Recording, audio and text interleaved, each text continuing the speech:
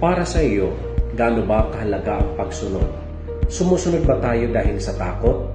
Sinusunod ba natin sila dahil sa authority? Or sinusunod ba natin sila dahil sa respeto at pagmamahal natin sa kanila?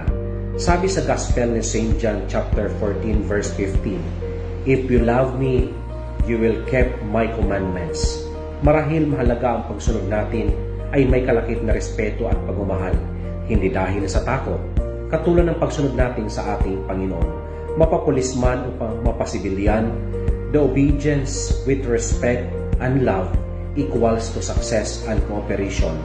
Kaya sundin natin ang ikabubuti ng karamihan, hindi ang pangsariling kapakanan. Manalangin tayo. Panginoon, turuan mo kaming sumunod sa iyo na may respeto at pagmamahal.